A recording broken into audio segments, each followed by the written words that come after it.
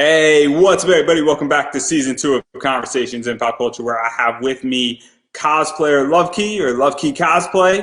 I'm not too sure how it's supposed to be said, who hails from the land down under. So in my time, it's Saturday. In your time, it's Sunday morning. Obviously, we're either time traveling or something. We're bending the time space continuum here. So welcome to the show. Good to be on. Thank you for having me. G'day to everyone. Well, I'm excited because I like doing people from all over the world. I like talking to people. Obviously, my two interviews, somebody was from Florida, somebody was from out west, and obviously now I'm going to a whole new country. And there's a lot to talk about because you have a lot of cosplays. But I think the best Yeah. place to start with is, how did you get into cosplay?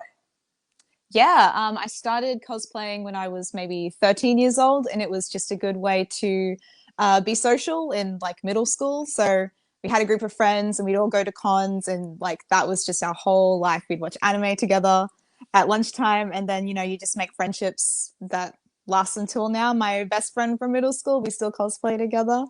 It's a big childhood dream.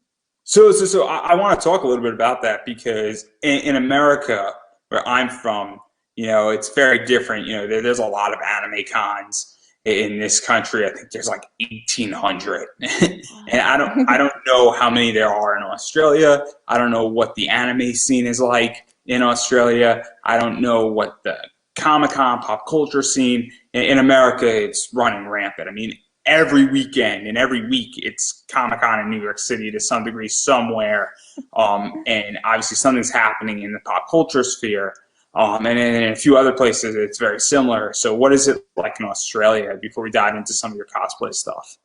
Yeah. Oh my God, you guys, it makes me so jealous when I hear you have so many. We have our Supernova, which is our main basic generic Comic Con convention, like the most Comic Con like. We do have a branch of Comic Con called Oz Comic Con, but it's kind of new emerging, has been around for like 5 years or so.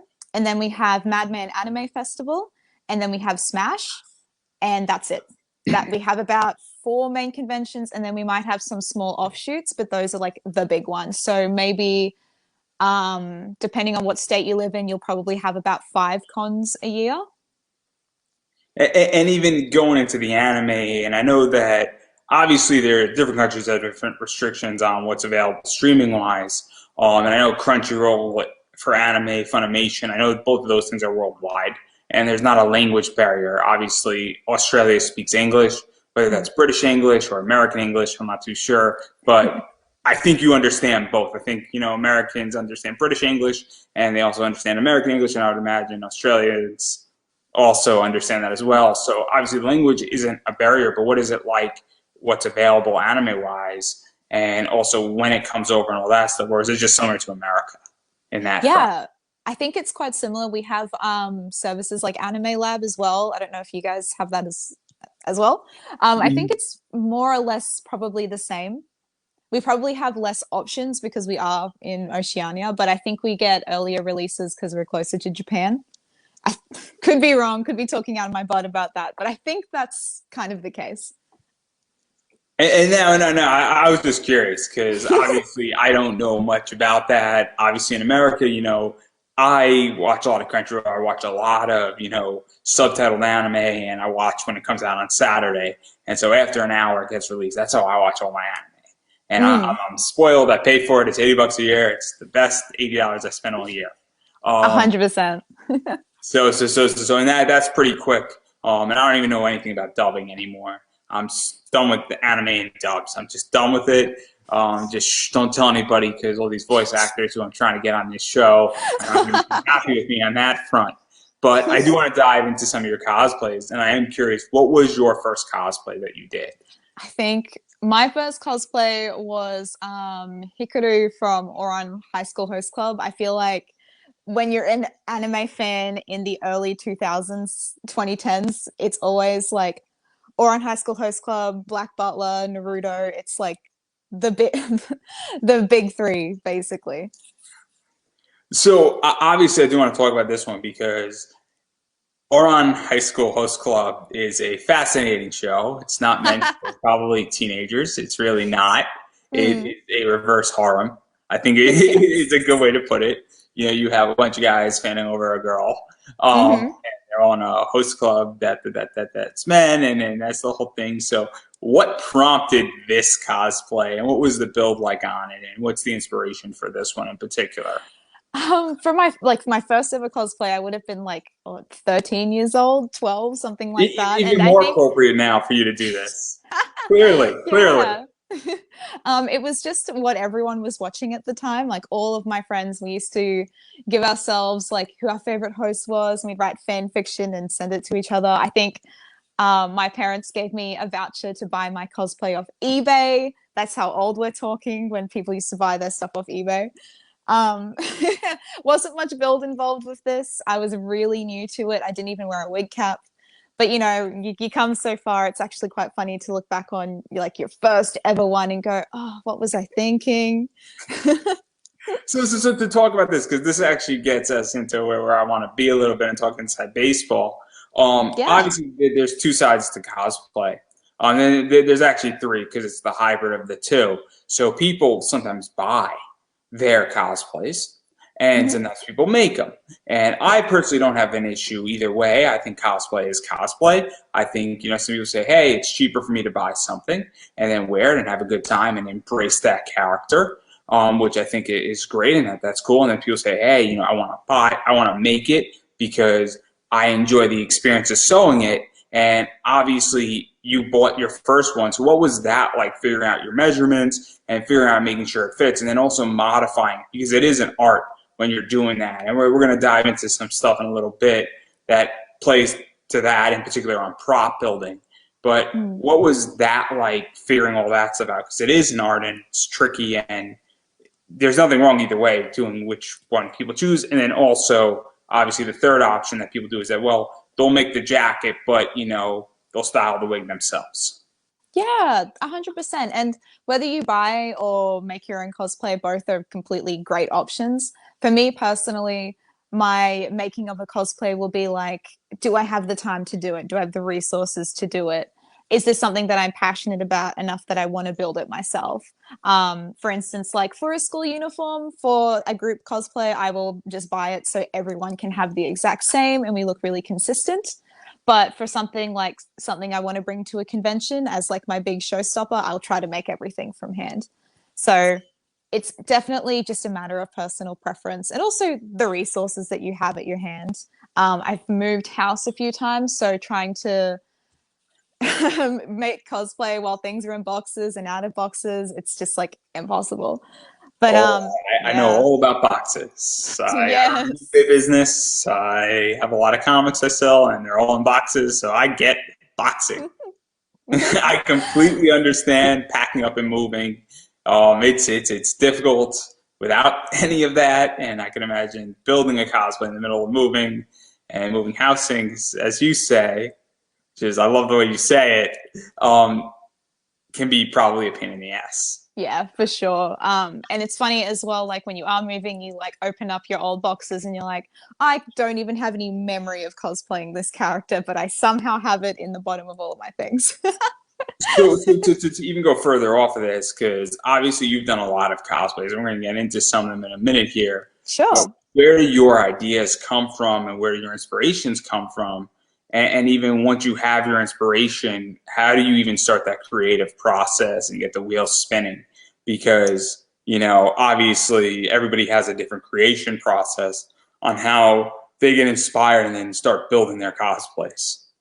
Yeah, I think my inspiration starts when I finish a series, and I'm usually most motivated by other people wanting to join me. I love group cosplays. I love cosplaying with my partner.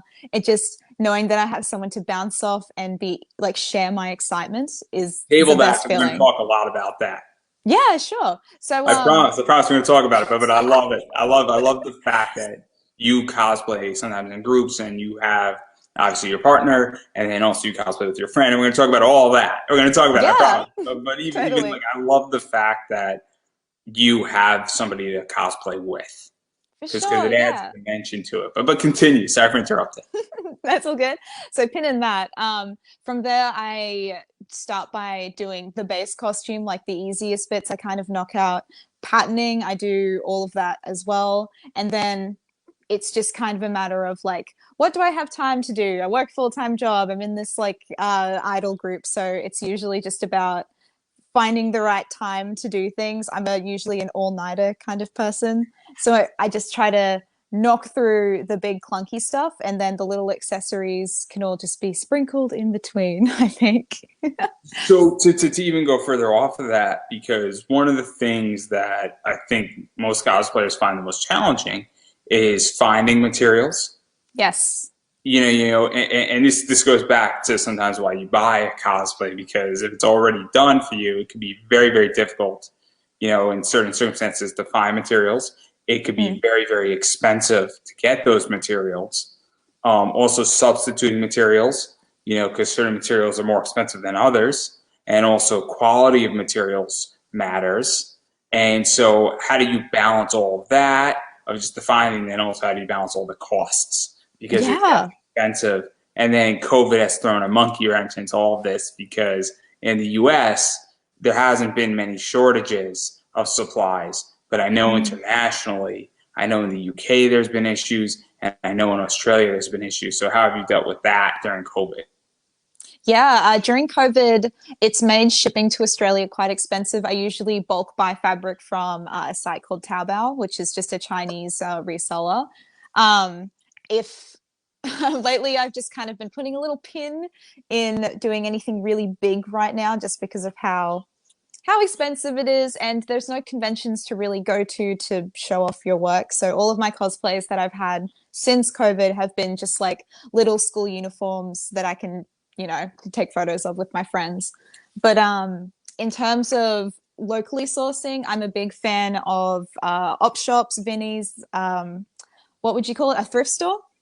Places like that usually have a haberdashery section, and also turning my old cosplays into my new cosplays, turning old shoes and old boots into new things. So you That means upcycle. that saves Got to space. upcycle. Got to take the Billy Porter Upcycling, approach. 100%. Yeah. He took the curtain of kinky boots and turned it into Mm. his gala attire, apparently.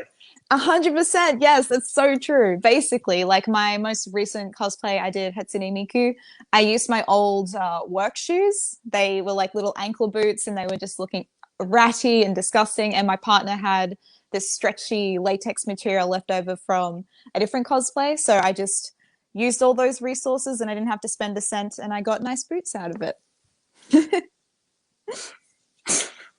which is a win. It's a win. It's a 10 out of 10. So obviously there's a lot of stuff going on with the creative process, and I kind of want to dive into some of your cosplays now. And Yeah. we're going to be a little scattered shot, but I think it's going to make sense at the end of the entire interview at this point. So one of the ones I kind of want to start with, beyond your first one, is talking about Steven Universe and your Opal. Oh my goodness. Yes. Man, And, that was and so this one long ago. is very handsy, if you will. I've been I see watching what you you for did the show. there. Yeah.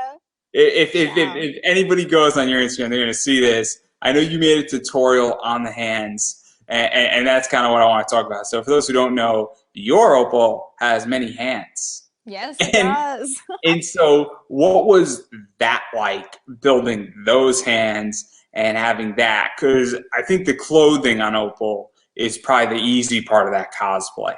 And I It's think so true. building the extra hands is the complicated part. And I know that you wound up building it and then you made a tutorial on it.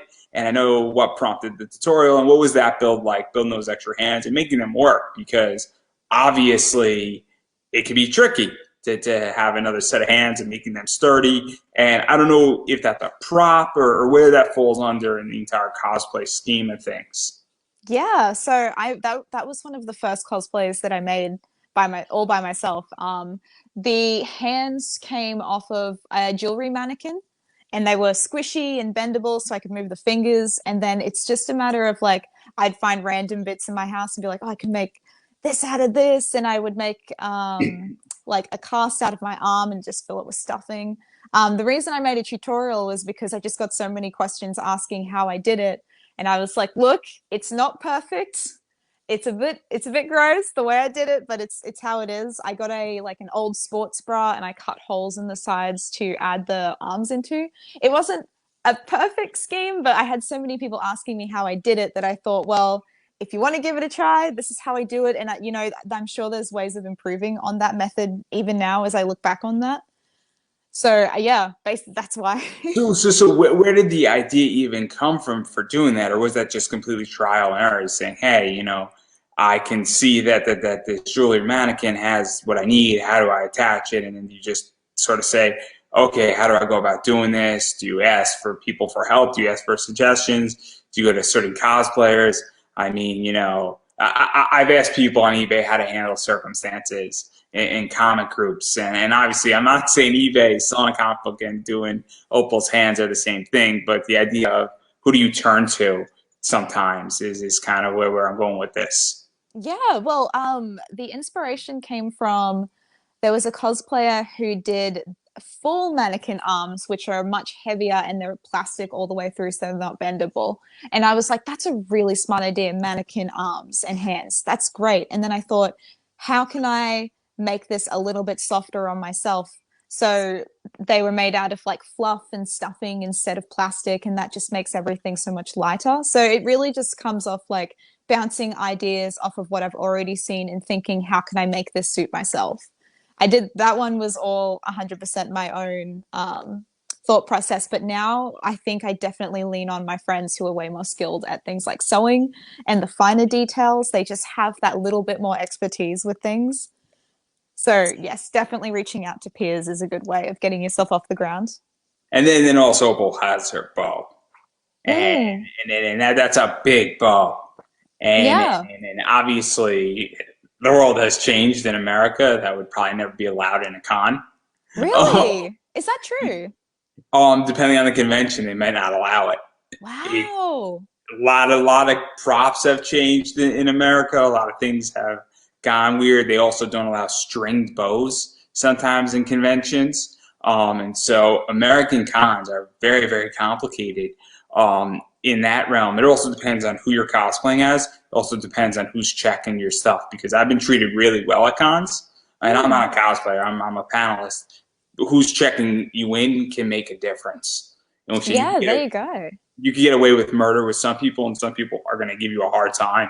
But what was that like building that? Because that's a big prop in many ways. Yeah, that was pretty the way that I got around. We don't have bow restrictions, but we do have height and length limitations for conventions. So my bow came apart by the handle, so it was actually three pieces that screw in together. Oh, so you So when snuck it I'm in. like, So you snuck it in. no. I didn't bring it into like the con floor, but outside the convention, it's you can do whatever you want. It's just not in the hall that you can have these things. So when I wasn't in the convention hall, I just take it down, collapse it, put it with weapons check, and then when I wanted to take it out, bring it out, clip it all together, and then I had a meter and a half of bow to work with. Yeah, so that was all PVC pipe, expanding foam, plasti dip, stuff like that. Paper mache. That's crazy. Mm. See, in America, I don't even know if they would allow you to bring it into even weapons check, because most of the time Really? they might not allow it you past the door of the con. It's crazy in America. It There you also all go. depends on where you're at, what con you're at. It's kind of crazy, but there's been good reasons for it. Yeah. There are cons that have metal detectors in America now. Mm. Oh, there you go. Yeah, no, nothing like that. We do have basically just rules about like pointy things as well. Nothing sharp can go into the convention. Obviously, you don't want to be taking anyone's eye out. But yeah, way more relaxed than that. And I thought my conventions were strict. Like, let me bring this in. I'm not going to hit anyone. American conventions are weird because Mm. every con has different rules, and every con is also different. And then there's cons that don't have any cosplay attached to them because they're legitimately small comic cons. There you go. It's a wild free for all. But I do want to talk more about your cosplays, because this isn't Yeah. about American cons. That's a whole different podcast. So I do want to talk about Team Skull, because you had a Guzma. Yes, I did. And, Yeah. and and and this one's interesting because you made a good chunk of it, but I don't think you made the glasses that Guzma Yes, does. You commissioned those out, and I so did. what inspired Guzma, and then what was that like doing Team Skull, and then what was it like even just figuring out, hey, okay, I'm good at this, but I'm not bad at this, and then you also had, I guess, your friend from middle school, I guess, was your I guess Flumera. I want to Yeah, say. that's correct. Yeah. I've been so out of Pokemon for years. The last thing I played was Black and White One, and so I've been out of it for a long time. But even still, I know much about Pokemon. I still have the cards, still play with my cards. Just got my cinnamon toast. 25 years, bought like 6 boxes. I got the ponyta, everybody. I got the ponyta. I want to make that clear. After 3 boxes, I got the ponyta. I want to make that clear. I sold the ponyta Right on eBay. on. That's not the point here. No, I didn't sell it on eBay. I don't make that clear. But anyway, what's the story behind this entire process? After Yeah, my so I Pokemon was the first game I ever got when I was a kid, and I used to wake up early and sneak downstairs to watch it on TV. I've always loved Pokemon. I play every single game. I've always wanted to do a Pokemon cosplay, and Sun and Moon came out, and I just adored Guzma. I love Team Skull; they're so fun. That cosplay, I made everything. So I made both of Guzma and Plumeria's costumes. The only thing I didn't make was the glasses, and that's because specifically I wanted that sharp, reflective kind of plastic, which is something you can only really get. It's an acrylic cut, and I just simply just do not have the tools at my disposal to make a reflective acrylic surface by myself, so had to outsource. And that was simply just like a personal preference. I know some people make them out of like cardboard or expanding foam, and they make them kind of like a softer aesthetic. It's just for me personally, I wanted something that was reflective. Just a personal preference when it comes to like aesthetics for me. what is that like to outsource it, make sure it fits, make sure you're getting what you want, and even where do you go to find that? Because I know there's Etsy, I know there's Facebook groups, I know there's companies. I interviewed somebody who's a cosplayer, and they have a company where they do a lot of cosplay commission stuff for people, and Superheroes Unlimited. I don't know if they're still in business, but they're in the U.S. So where do you even go saying, hey, I want this, and what do you do? Do you just like go into a Facebook group and see who's doing something like this, or like what's the Yeah. deal? Do you go on eBay, or do you just call a bunch of your friends, or do you like because I don't know how you get something like this done. Yeah, so I guess that's just part of my process. I usually follow other cosplayers who also do the same character, and I get lots of inspiration from outside sources. And when they say, "Oh, I commissioned this person to make my glasses," I'm like, I really love that person's work, and I go to their social media, and then that's just a good way of keeping money and resources within the cosplay community for people who do take commissions rather than outsourcing to like a reseller or like an eBay site. It's really good to go for local businesses, local talent.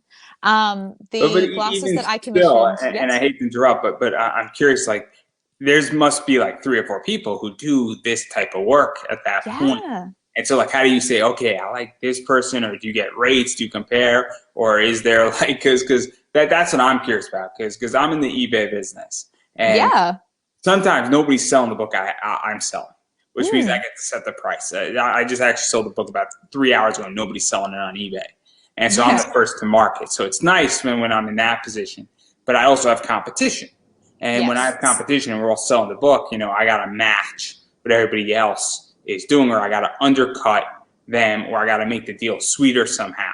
So obviously, how do you figure out saying, hey, okay, this person, I want to go with this person over this person? Because that's where I'm curious on how you figure that out.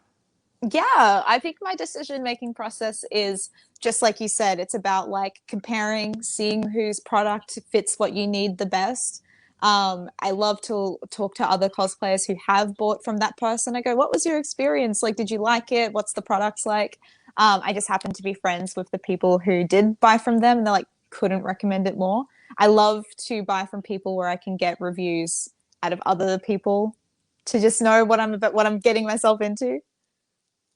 And then to even go further, because obviously you made the jacket. Obviously, I think Guzma has a necklace. Yeah, Mhm. I'm pretty sure that that was easily picked up, right? Yeah. No, so I That's made all those things. Yeah. and then obviously you had a Plumera who Mm. is Reina da Cas. I think Yeah, yeah. her Rinya, Instagram yeah. handle. I don't know her name. So I'm sure you're going to tell us in a second here. But what was that like having another person to cosplay with, having somebody to, I guess, go off of, somebody to match Guzma and make that character pop out more? Because alone Guzma would have been, very, very prevalent at the time, but also having somebody solidifies that more, if that makes sense. Yeah. So Rinya, yeah, we've known each other for like 10 years now. We met when we were 13. She is my best friend. We always cosplay together, and my I'd already made Plumeria just because I love that character too. And I'm like, I have two cosplays, and I wanted to put her specifically in this character. And she was like, don't know anything about the game, just put me in whatever you want, which is what we do sometimes.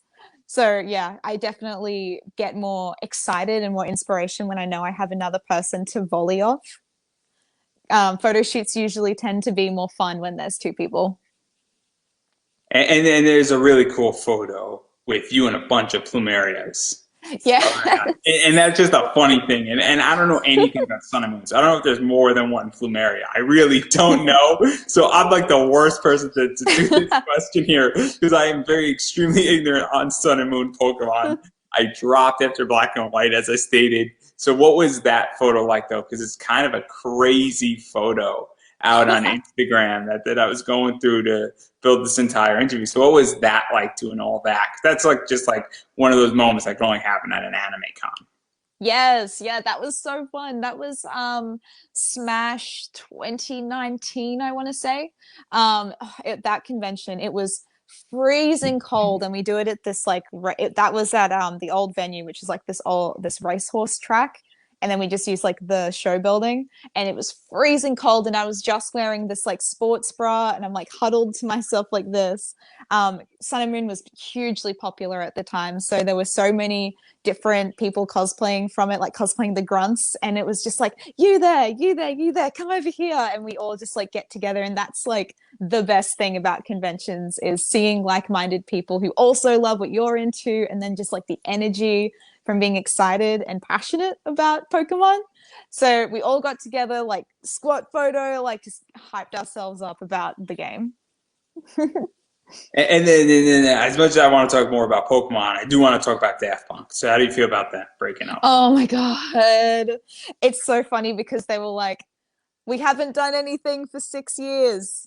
Now we're breaking up, and we were just like, it's okay, Kings. They've been in the game for so long, and they're also kind of older guys. I'm not surprised that they decided to say goodbye. But like they went out on a bang. Their last album was absolutely fantastic, so I can't be too sad about it. So what was that like cosplaying that? Because that's kind of a really offbeat Oh my cosplay, and with all due respect, that is a very offbeat cosplay.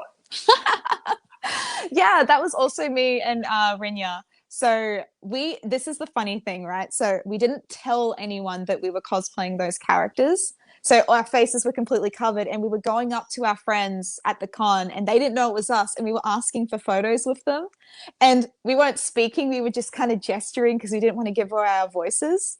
And then at the end of the convention, we took our helmets off, and we were like, surprise, it's us. And they were like, oh my God, we thought that you two were deaf people because you weren't speaking. And I was like, deaf people who were fans of Daft Punk comes together. So, so, It so was what, really what, funny. what was the inspiration for that? Because as I stated, it's obviously off beat, it's off color. Yeah. For lack of a better word, I don't think somebody automatically says, "Oh, I'm going to go cosplay Daft Punk." Yeah. Not the top of the list. Yeah. Obviously, maybe with 2021 in the Super Bowl and what the Mm. weekend did, and his reference to Daft Punk, might change some of that. But that's kind of a crazy thing. And how was that reacted to? Because obviously Daft Punk is all over the place, and I don't think many people most likely haven't done a Daft Punk cosplay. Yeah, so you're 100% right. And because people hadn't seen it as often, that's what made it more exciting. It is a little bit different. The inspiration probably just came from their like that the most recent music that they'd put out. We loved the music video that they had for "I Feel It Coming" with The Weeknd, and we were like, how cool would that be just to do it at a convention, do something different? Yeah, And so, I mean, I think it's clever. I think that when people do cosplay stuff, that's not cosplay stuff, and isn't anime or comics. I think it expands it. Obviously, I've seen WWE cosplays, and I've seen a lot of other stuff coming out, and mm, I think it's very clever if it's done appropriately. And 100%. now I do want to jump to another one that's big, and that's getting a hell of a lot bigger right now. That's your Avatar: The Last Airbender, as you did Toph. And I don't know if you know my Yeah. story with Toph. I got to interview Jesse Flowers twice, who plays. Oh, amazing. Oh, So cool. Jesse was on my first podcast. She was on this show. Obviously, I did Jesse, and then the week before Avatar was on Netflix as the number one show, pretty much in the U.S. watched. And Mm. then so that was crazy. That interview, and so what inspired that? Because you obviously have the buns, you got the hair. You're not wearing any shoes, which is very fitting for Toph. Obviously, her clothing is all done. And so, what inspired that cosplay? Because obviously, Avatar is getting bigger. Avatar Studios is coming. Nickelodeon has realized that with Avatar: The Last Airbender, the resurgence. Netflix brought it back up. Korra is killing it, and the graphic novels are doing very well. And Pop Funkos are making me a lot of money in the Avatar space. So on that note, I just got my Earth, spiriting Pop Funko. So super cool from Box Lunch. So obviously, what inspired that? Yeah, once again, nostalgia, dude. Always nostalgia. I love Avatar. I've been watching it since I was a kid. Toph was like my number one girl boss. She's always been one of my favorite characters. And the thing was, my friend owned that costume before me, and she was moving to Europe. And she was going, I bestow you my child, use her well, enjoy her. And I've worn every time I wear it, I just get like tingles of excitement. That cosplay group was just a whole bunch of different people like, yeah, let's all just do Avatar. And once again, my beautiful and amazing best friend Rinya, she was Aang. So bald cap, full situation. Oh, it's my favorite costume she's ever done. It's so beautiful. And I made her avatar costume. My partner also made sure that that all came together really well. I made the shoes. My partner did a lot of work with like the sewing aspects of that one. I didn't make Toph, but I made Aang, so it kind of counts. So what is that like to design a cosplay for somebody else? Because it is an art in many ways. It's commission, really. That's what it is. And I think you had an idea of who it was going to go to, which probably made it easier while Yeah, you're doing so it. And if you know the person, you know how they move. Different people walk differently. I know this because I walk very differently than 90% of Americans, and the world walks for a variety of reasons. And so I am full aware, and I also can hear how people walk, which is crazy. Depending on people walk, some people walk stiffer, some people walk lighter, some people walk heavier. And when you hear it, it's very different when you see it. Um, yeah. but what was that like building that out and getting and understanding it, and then also knowing, hey, I'm gonna have an aim to play off of, and then you were also part of an Avatar cosplay group, which also helps tremendously in a lot of. Yeah. Yeah, so the biggest plus side to having your best friend cosplay with you is if your best friend is also the exact same height, foot size, and measurements as you. So we just everything that I make for myself will always fit Rinya. So and we're both dancers, so we both move in a really similar way. She's way more flexible than I am. She can do like the splits and back bends. So that costume was made out of a really like soft, stretchy material, which also kind of fits with just the monk vibe and just how Aang is. It's a very soft, warm kind of color tone. I was having a laugh. I was like, "You're just Winnie the Pooh with extra steps." And even the fact that Avatar is coming back, obviously I mentioned Avatar Studios, the graphic novels are killing it. There's a whole skew of Pop Funkos that are selling out now. Avatar merch is getting bigger than ever.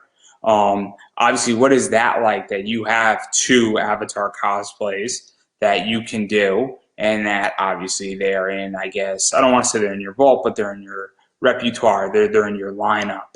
And Yeah. that's sort of cool to some degree because obviously there's going to be a lot more tops, there's going to be a lot more inks, there's going to be a lot more chorus coming.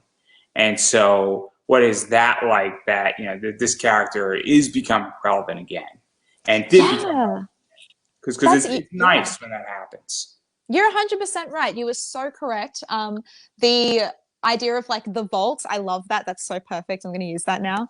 Um, Gotta the open up the vault. You gotta go all Ruby up get me on into it. the archives.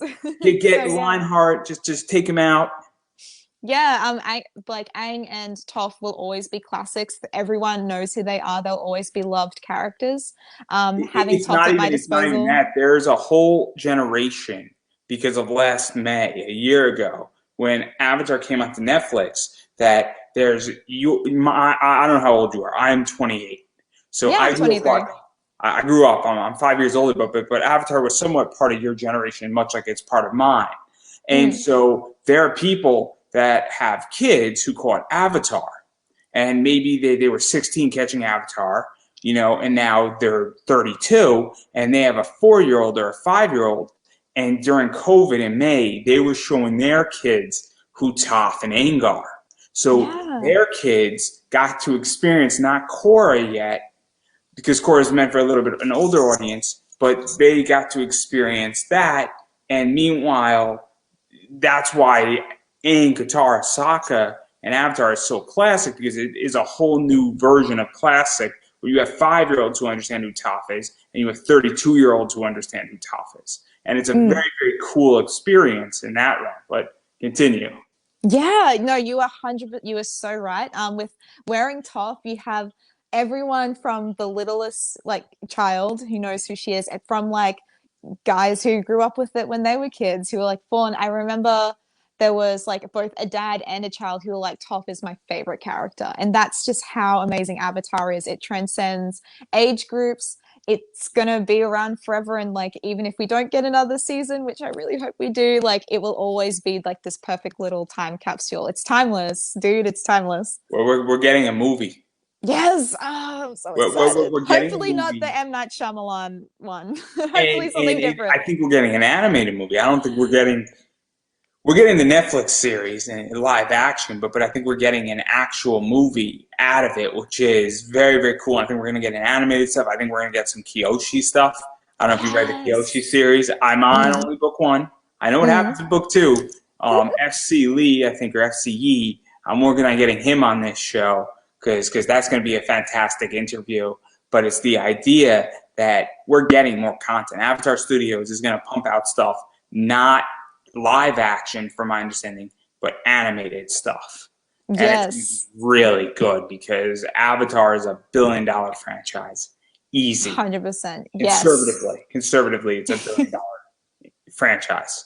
Um, Mm. but a lot of cool stuff's happening with Avatar. There's a reason why those Pop Funkos go for good money. I, 100%. I I can hope tell for more you Avatar. that the box lunch thing was $11.90, and it's a $45 pop right now. And it came out like 2 weeks ago, which is There you crazy. And go. I have three, so I'm happy. I got no Yay. complaints. Kudos. Easy conservatively again. But enough about Avatar. We could spend another hour talking about Avatar. I do want to talk about another franchise I enjoy, which is a multi-billion-dollar franchise, and that's Overwatch. Overwatch. Yeah. And I have a connection with Overwatch too, because Keith Silverstein was on my show, on my other show, and he plays Torrenball. Oh, woohoo. And he's great, and he's fantastic. And obviously, you did Junkrat. Yes, my Aussie king. And so obviously Junkrat and Roadhog are definitely from the Outback. I mean it's so fitting for you, the Aussie. I think I can say that. That's not offensive, right? No, that is not offensive. That is the truth. Aussie, Aussie, Aussie. And so, what was that entire build like? Because you got a tire in there, you got styling the wig, you got the makeup, you got the vest, you got the grenades, you got the arm and the leg. Obviously, I like Junkrat. Junkrat, it technically blew off his leg. He's one of the only characters that has a disability in Overwatch, which is awesome. It's actually very inclusive. I appreciate Junkrat as somebody who has trouble walking. I enjoy Yeah. Junkrat tremendously. And so, what was that entire build like, building Junkrat completely? Because there's a lot of different components going on There with it. are. Yes, I love Junkrat. I think out of like all of the characters that I've ever done, Junkrat is my pride and joy. He's my favorite character in the Overwatch series. I think I would say out of if I do have like a lasting legacy, I think my Junkrat cosplays have been like my favorite ones. Um, for his regular skin, that one is so much work, mostly in the putting it on my body kind of situation. The making it, it's just foam, and then you can always do little things to make it like a bit extra exciting. Like my hot tip is you get metallic spray paint and then you dry brush it over like wear joints, like places where metal would wear away paint. And it just gives it that, it turns foam to metal. It just makes it look so much more real. Um, the glove was all like just garden glove, hot gluing foam to it and like cutting down pieces. I used like thumbtacks on the joints to give them that like real metal chunky feeling. Costume I open chest spine, so it's just like tucking things. It's just my skin. Cover myself in ashy kind of black oily body paint. I use a brown shellac on my teeth to make my teeth look rotted. It's a whole situation, and putting on that costume takes at least like over an hour to do. So worth it though. I love him. And then obviously you did a cricket version of it. Yeah, yeah. His Technically the real baseball, but in America we like to think we invented everything. yeah, yeah, cricket. The cricket skin was from the Olympic event. I way Summer prefer wearing games, that summer one. games, Summer games, that's right. soccer time, and then Yeah. Overwatch. The best thing out of Overwatch. I Lucio 100% Ball agree. is the best. I love Lucio Ball, and I am a mean goalie, and I Oh my suck with goodness. Lucio. I suck with Lucio. We should team up. I'm pretty shit at that game. That I really love the people would like hack the game so they could be McCree and they just like bring a gun into the football arena. It's like that's cheating. Just I would pow. love to interview who plays McCree, because McCree is I know who plays McCree. That's why I'm saying it. Yeah, yeah, that skin, what the biggest blessing about that skin, I did a photo shoot at my local cricket ground. We have heaps of them dotted around Queensland, where I live, for those unknown about Australia. Um, so I did that, You're and Australian. I couldn't tell. whoa, I'm You American. made this way too easy on that one. Like that um, was a gift. Yeah, the it's so rude too today. Like, continue, please. um yeah, so we I shot that at like we call it the golden hour, which is when the sun hits just at the right spot for the natural light. We shot it and I left one of my pieces behind, and once again my beautiful best friend Rinya drove all the way back to my house, picked up that missing piece and drove it back while I was doing like head up shots. And when I posted that on Twitter, the voice actor for Junkrat commented on it and said, "That's amazing, dude. Well done." And that was just like the best moment of my life. Like I was just like, "That's it. I've done what I need to do for cosplay. I will never get better than this." Like I was peaking. It was amazing. Oh, and another really fun thing is I actually had a Australian like cricket helmet, and I got my partner's stepdad to get one of his buzz saws, and he buzzed off the top of the helmet and sanded it down so I could spray paint it and use it because it's like a half helmet where his hair sticks out of the top. That's just a fun little aside. That's just, yeah, that was fun. And so obviously, I like the summer games. There's certain Overwatch events that I really enjoy. I like the Mm. summer games a lot. I just think they're fun. I like Lucio Ball.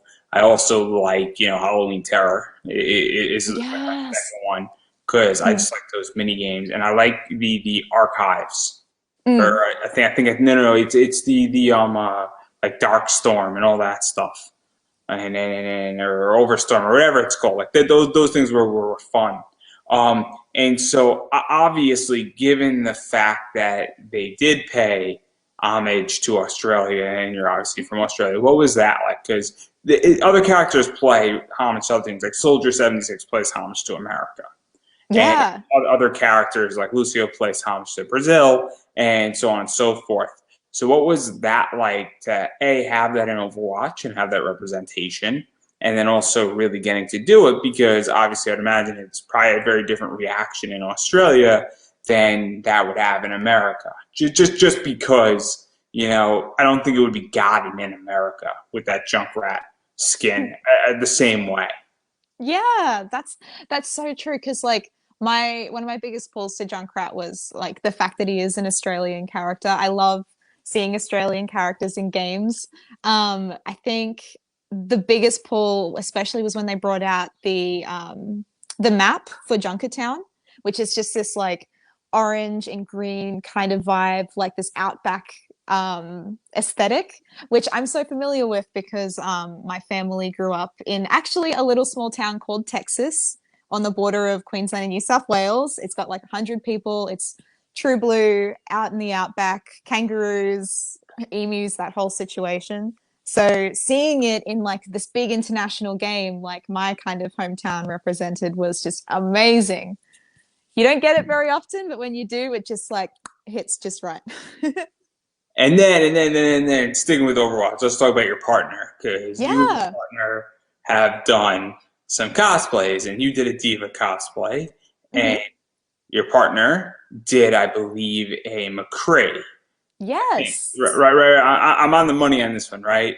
you are correct. Yeah, Oh, my thank God, partner. thank God, I didn't mess up yet. So, what was that like getting to do those two characters? Because Diva and McCree don't necessarily have a friendship, but they're both part of Overwatch, and they're both part of the same thing. And obviously, doing characters together from the same series at a con is fun, and even building that stuff is cool, and having a good time with that. So, what was that like getting the opportunity to cosplay with your partner?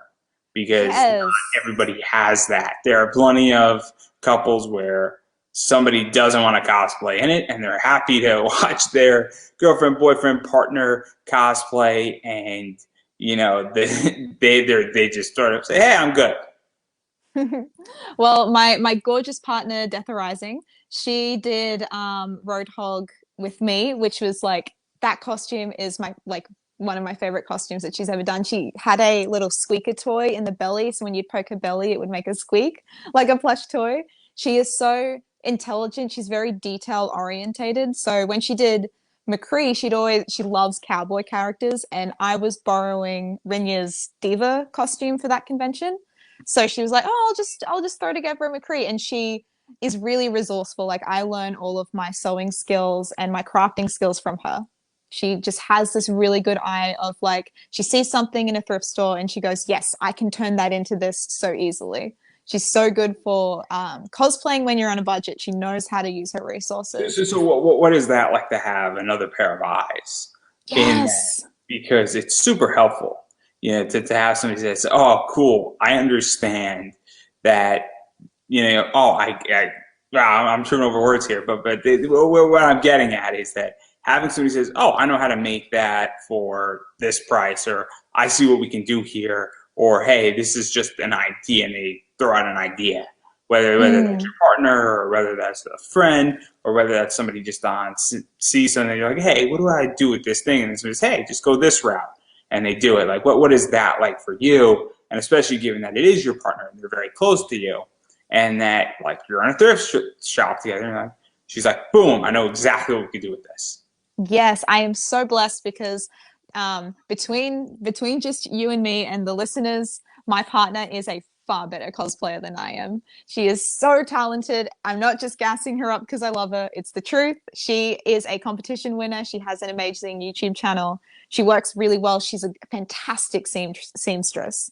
So whenever I make something, when I'm sewing something, I always bring it into her and I'm like, is this right? Does this look okay? She's like, yeah, you can do it. And I'm like, am I doing it right? I know how to do it, but it's just her extra eyes on things. Like I literally couldn't do what I do without her. I love you, my beautiful girlfriend.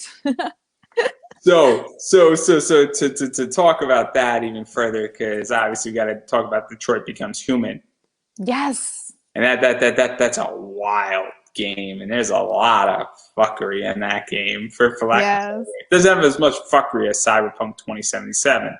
Um, but obviously the two of you did Connor and Hank, and there's a lot of photos. There's a lot of fun photos that the two of you have with other people. That entire game, just as an entity, as I stated, is very, very interesting. And I think it was a little bit ahead of its time. I don't think that game really got its fair shake. Just because it's a beat off the path type of game, and what's going on with it, I don't think people were ready for it. But even still, the reception I think was very well for both of these. Because the people who know this game know these characters, and so what is that like? Because obviously Connor and Hank have a very interesting relationship. Yeah, so we love to do those kinds of characters together. I really love Detroit Become Human. It's a game, it's a point and click kind of like mystery adventure. I prefer those games over like FPSs. Just in general, I love storyboard games. We both do. Those characters have a really fun relationship. We love to like just dress up and do and be silly and be ourselves in them. They're very comfortable costumes to wear. For myself, my partner is a stickler for detail, so she puts on that full beard, puts on every little hair. Her makeup is immaculate when she does it, so much so that when we were at Smash Festival, she went to go to the bathroom, and this woman in the bathroom was like to her, "This is a women's toilet," and then my partner's like, "I am a woman. This is a fake beard. I'm sorry." And I would imagine that the diva cosplay. To go back to Overwatch for a second, I think the point's gonna be made. Mm, And if everybody gives me like 20 seconds here, um, the diva cosplay seems very comfortable, and the McCree can be a little less comfortable, I would for imagine. sure. And Hank and Connor seem a lot more comfortable because they seem more street clothes. They seem more like, hey, we're going out to a fancy restaurant type clothing.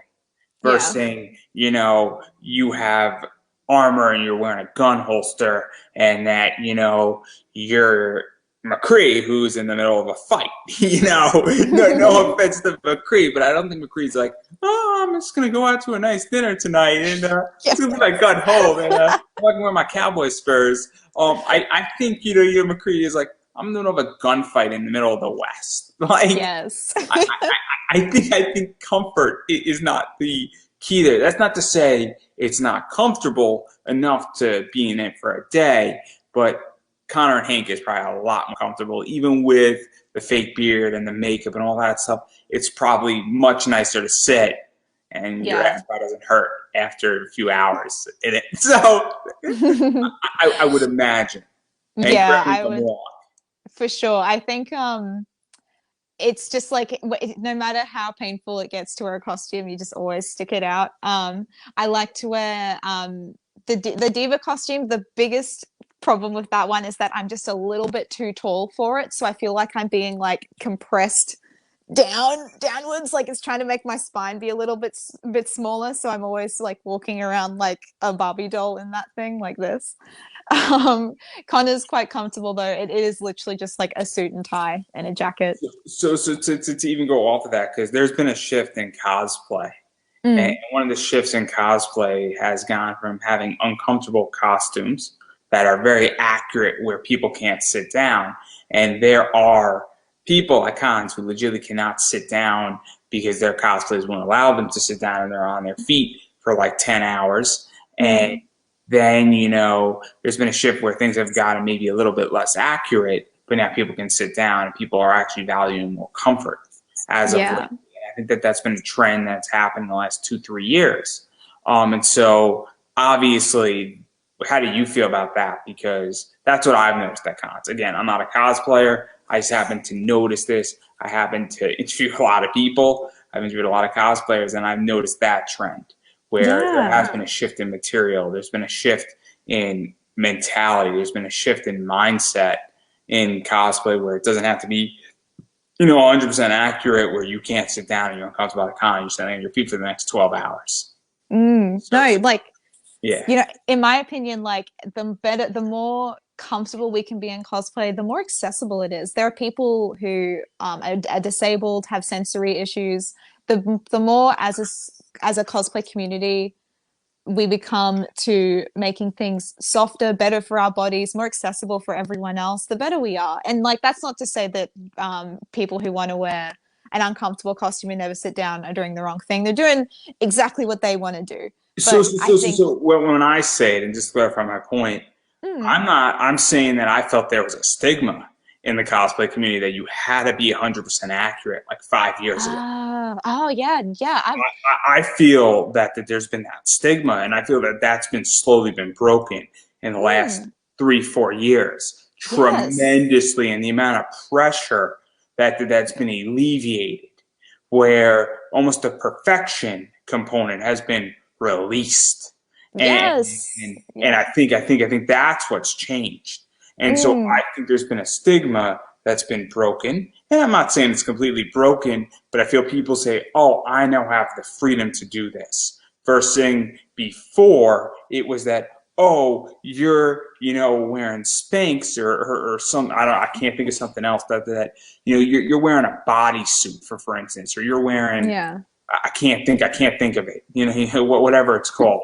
yeah, And it's comfortable and you know great. It doesn't look 100% authentic, but everybody knows what you're wearing and everybody knows the character. And now you can actually sit down and now you're comfortable again. And I feel that stigma's been broken in cosplay. yes. And isn't that fantastic? It's so good. I mean, I personally um, don't care. It doesn't affect me one way or the other. No. yeah. It's this idea that if somebody wants to wear it, it doesn't affect me one way or the other. So I don't Mm, care as an individual. I am on a panelist. I enjoy it. I want people to be comfortable when I'm lecturing and when I'm yeah. speaking to them. I want people not to be uncomfortable. I've seen people look uncomfortable. I'm like, oh, that's not good. But like, if that's what makes people happy, I'm totally cool with it. Yes, I 100% agree with you. It's it's very interesting actually. My partner went to Dragon Con a few years ago. That's in Atlanta, I believe. Something Yeah, like yeah, that. yeah. I've Yeah. issues with somebody from there, but that's beside the point. Yeah, in Dragon Con, my partner was saying, man, in America, people like you can wear whatever version of a character you want to do. Americans are so chill about, you can do like an inaccurate cosplay and no one really cares. In Australia, there was a little bit of a come on, like if you're gonna do it accurately. But you're so right. There has been like this breaking down of those kinds of stigmas. And lately, it's all about accessories. It's all about bringing your own personal flair to cosplay. So yeah, the community has definitely gotten a lot more like accepting, softer, and more exciting about new interpretations of characters. And I'd and agree and, with you. and, and obviously there's regular interpretations, there's mashups, there's a variety of stuff that's popped up. A lot of gender bending is popping up as well. A lot of gender bending in the sense that you are, you know, girls and guys doing girl and guy characters as their gender and that type of stuff. But then there's also this interpretation where I have a friend, DJ Croft, and he does a male Jill Valentine. Oh, He very does a cool. male Laura Croft. And that guy is phenomenal and doesn't get enough attention for it. It's brilliant what he did with the male version of Jill Valentine. No, it's not Jill Valentine. It's not doing a. He's not a guy dressed as Jill Valentine as a girl. He's Jill. He's a guy. If Jill Valentine was a guy. Yeah. Brilliant cosplay. I'm trying to find him somebody who's going to do if Chris Redfield was a girl. That's what I'm trying Yeah. to find for him because the two of them would be perfect. Um, Mm. it's my mission, and he's going to thank me, and I'm going to be invited to his wedding. But that's not the point. Yeah, and then he's in Atlanta of all places. That's why I bring him up. He'll be happy that I mentioned him in this. It's in my contract. In his contract too. So Very anyway, cool. let's talk about Disney because Disney, yay! so you did Ariel. I think Yes, Ariel. your girlfriend Hmm. did the dress for that, and your girlfriend was Eric. So I don't know how Yes. that works. And my girlfriend became Eric and all that stuff. Again, it's too easy. This joke is just too easy. But in all seriousness, your girlfriend cosplayed as Eric, and there's some awesome, cute photos on the beach with the two of you. Yes. So Yes. what was that like? And then to tack that on, you also did Miguel and And Tulio. Tulio, yes. And Yeah. one of them does something inappropriate in that movie, but that's not the point here. Um, Yeah. so many people miss it too, and that's why I bring it up because it's great that scene and what happens, and Yeah. that character who does it. What is it, Shell? She's very inappropriate, and I don't know how they snuck that Yes. into a Disney movie. But that's not the point here. It Mm. just goes to show, there's a lot of fun stuff in Disney movies. Just Yes, that's the so line. true. That's the line. Yeah. So like Ariel, that's just like another pro to my partner being so detail orientated. So those that I don't know if you could see it on the photos, but the bodice has actual real shells with little holes in them because my partner would go for walks on the beach and would find all these little shells and be like, okay, this can go on the dress. Like that costume was just shrunken down to fit me so I can get another use out of it, get another lifetime into a costume. Like if it no longer is your style or you don't want to do it, make it so your friends can wear it. So it got to have a second life. It didn't go to waste. So we wore that one and I wore it to my friend's Disney themed wedding where all of the bridesmaids were Disney princesses. That's funny. What So was I that? got to be Ariel. That was amazing. So we all did like a little song, and everyone was a Disney princess, and she had Mickey officiating the wedding. It was the best wedding of all time. Um, so it was so good. Yeah, and Miguel and Tulio were really fun too. I would say those costumes were they were pretty uncomfortable. Again, like open chest binding, and I had like little scraggly Tulio beard hairs on my chin. Super like had my full stomach and my back out, and I remember at the convention one of the staff were like, oh, I think this is going to be too inappropriate to wear on the con floor, and I was like, come on, like I'm covered up, it's fine. And it all worked out because we knew some of the event organizers and they're like, oh no, we know these guys, they're cool. So thank God for that. Those costumes are so fun to wear. We really want to do the regular versions of like the t-shirts, like the green and the was it green? No, blue and red, I think it is. It's Yeah, blue and red. It's blue and blue and red, red that's right. Yeah, we because want to do those ones next. it's symbolic for something, and I don't know what it is. There you Symbolic go. for you, and usually red and blue sort of contradict each other.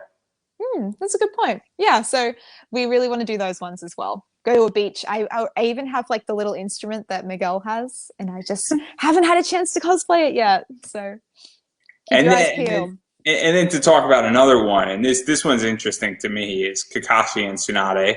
A voice actress for Tsunade was on my show Oh, also. cool. And the English one, and obviously this is unique because I think you were Kakashi, right? Mm, And yeah. that's kind of a unique switch up for the two of you because and then I say this with complete respect and a little nervous. You tend to be the more feminine character. Ah, yes. I'm usually the more femme one. It is true. It is very And true. I so, can't deny it. what was that like? Getting to sort of switch it up a little bit and getting to play that out because it's kind of fun to do that. Yeah, it was really fun. My girlfriend's first anime crush was Kakashi. So I was like, well, I have never seen Naruto. No cap, never seen Naruto.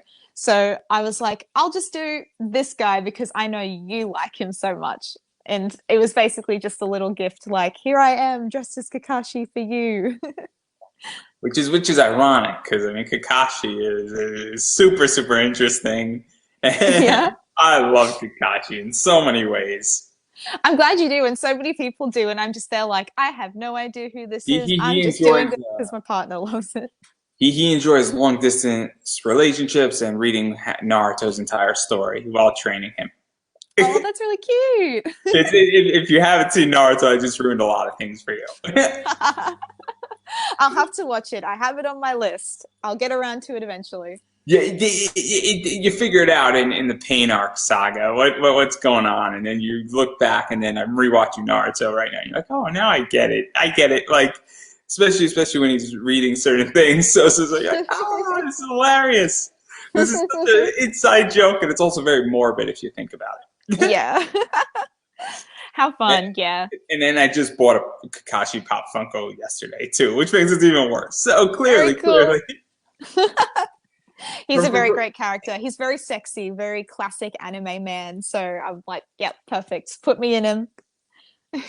and I do have a Tsunade Pop Funko. So I'm hoping to get that signed by the voice actress who was on my Oh, show. The fifth oh, Hokage okay, was on my cool. show, so everybody can deal with that. How cool. But and then obviously we got to talk about Elon Musk got me Wario and Waluigi. Hey, that dog coming, guys. Remember, it's just a hustle. This is when this show gets flagged by the FEC. This is the portion of the show that gets flagged by the FEC. Yeah. So obviously everybody got the joke. That's SNL, and what happened with Yes. that? Luigi Yeah. kills Mario. He has 3 lives left, though. He has 3 lives left. And Andrew Cuomo came out too, and for the Italian Anti-Defamation League, Mm. which is just absolutely sick what they did with that. But I'm going to get too much in trouble here. So where did this idea come from? Because obviously the two of you did Wario and Waluigi, and then you also had a Wario Kart and Double Dash, and which is one of the only games that on the GameCube that is worth more today than any other game. It's that Smash, and I forget the third game for the GameCube that's worth more than it is. Like I think a sealed copy of Double Dash is worth like $300. Yeah. Very interesting. I had A no used idea. copy is worth like 90. And There no, you I am go. not selling my copy of Double Dash, so don't ask. And please stop asking everybody. It's mine. I bought it for $12. I fought hard for that, I guess, game. And no, it is not yours. It is mine. It's not going anywhere. It is a fantastic game, and you also had a blue Koopa shell, Yes, I which did. means So you is weren't that in first place we were or last second or third. place. So those cosplays, I love Waluigi. Like, dude, when I got Mario Kart on my Nintendo, like my old DS, I broke the buttons pressing them so hard playing Mario Kart. So always loved playing Waluigi. I think he has like the best stats. Don't come for me. I love his like he's so funny. And Wario just like suits it because we were kind of like they're just the Nintendo version of Junkrat and Roadhog, aren't they? So they were just a great fit for us. And my incredible, amazing partner made the overalls. And I dabbled in latex prosthetics for the first time. So my chin and my nose, my mustache were made by me. The nose I did buy, but then I sculpted it down to actually fit my face because it was made for a man's face, so it was way too big. Yeah, it was a really good experience. It makes me more confident to do more liquid latex stuff in the future. I actually wore Waluigi at my live last night. I wore it on stage for everyone. It was very funny. I do a Japanese pop group. We perform once a month to a live audience. And we were doing a cosplay live to do something different, and everyone wore like cutesy, like girly outfits, and I was just there like, and I'm Waluigi. So let's talk about that in a second. But what was Yeah. it like to build that car? The car, Car. yeah. So we bought that secondhand. It was a kid's car, like kids go kart. We bought it secondhand from this couple on the Gold Coast and spray painted it. We added LED lights underneath it, made like this cardboard front, and I can like sit in it. But because I'm an adult and this is a child's car, it's not strong enough to like go with the pedals because I'm too heavy.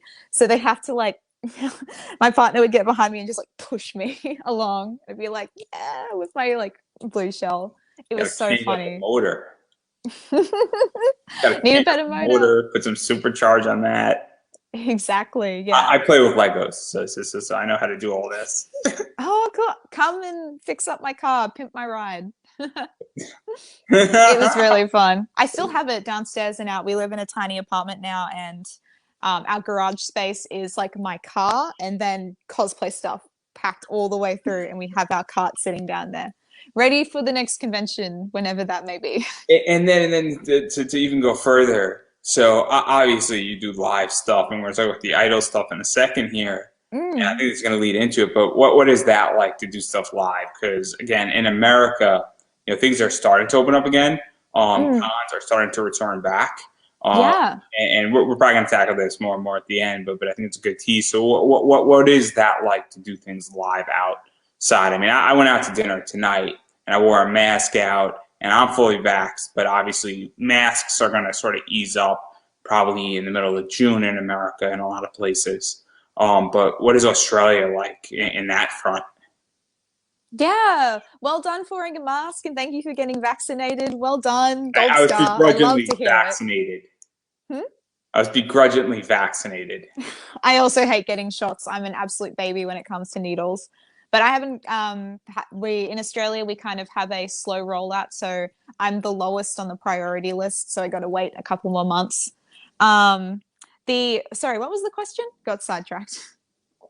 So what has it been like in Australia with things Oh, opening with up? COVID. Yeah. It's because you were doing something live with Waluigi, and you do something live every month.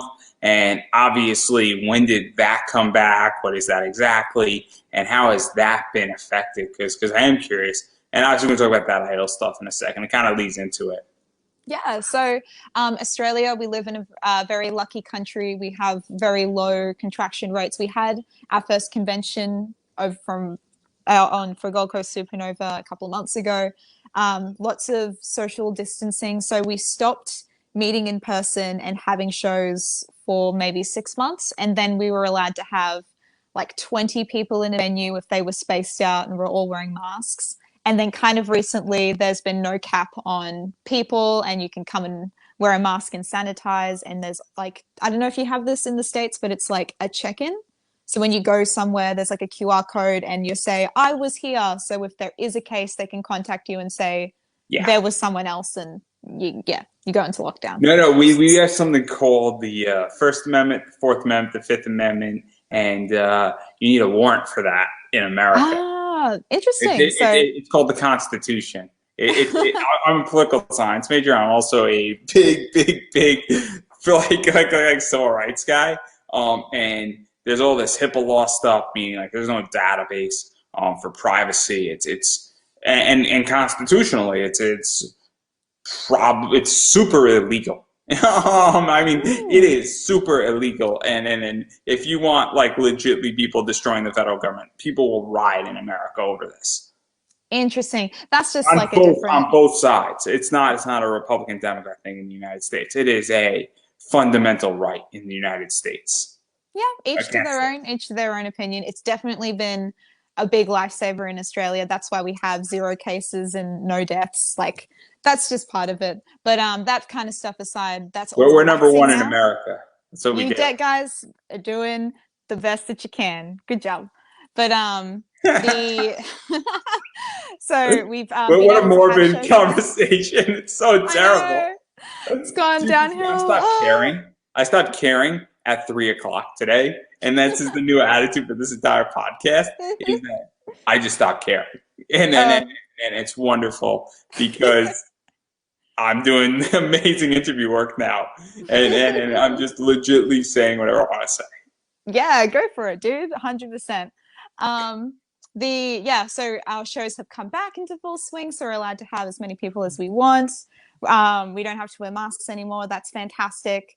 Everyone is also super respectful about personal space. So our environments were already a really good space to be in, and we really trust our guests to do the right thing. So we're sitting in a pretty good position. I'm And very so, blessed to be in Amy's. and I even love my and group. I'm sure we're going to touch base on this, but I am curious, what is this live stuff? Because obviously you're doing a live show, you do it idol stuff. I mean, we're going to talk about Hatsumiku, and I love Hatsumiku. And Yes. I was supposed to go to a Hatsumiku concert, and then they were touring in the U.S. That's so exciting. and COVID hit. Yeah. And it was very upsetting because that's a whole discussion. I promise to talk about it. But what is this like? Because obviously you're part of an idol group and you're doing Japanese stuff and you're performing live. And so what was that like? And how'd you get involved in that? Because and I actually come out as Waluigi, and that's kind of funny in a lot of ways. Because who in their right mind would come out as Waluigi and think that's not funny? Exactly. I got into that group. We started off as a cosplay group for Love Live. There's a huge idol culture in America too, which is amazing. But and then we transitioned to being just ourselves. So we perform our own music and we perform covers of original music from Japan. Our style is very like cutesy and soft, and we have so much fun doing it. I got into it through once again my best friend Rinya. She was in that group originally, and they're like, "We need someone to fill the space. Can you come in for one show?" And I was like, "Yeah, have a bit of dancing and singing background. I can definitely do it." And I've just stayed on ever since. And obviously Vocaloid is fascinating. Love Idol is big. I can't get into like idol anime. I tried. I really did try. It's It, not for it, everyone. it's hard. Yeah, Mm, I get it. I understand it. Some of it is amazing. I mm, do like Cheryl Gnomes. I like Macross. Mime from Robotech. All that stuff is obviously idol based. Um, yes. Gundam Narrative was a Robotech movie. It was not a Gundam movie. I could tell you that. It had it very much. And then Robotech has always been musically oriented and has always had that idol vibe. So, Mm, so, so I respect the genre. I just can't get into it. But I do like Hatsumiku. I enjoy Hatsumiku. Um, and so obviously you've done Hatsumiku, you've done Rink and Blank, or you did one of them, I think.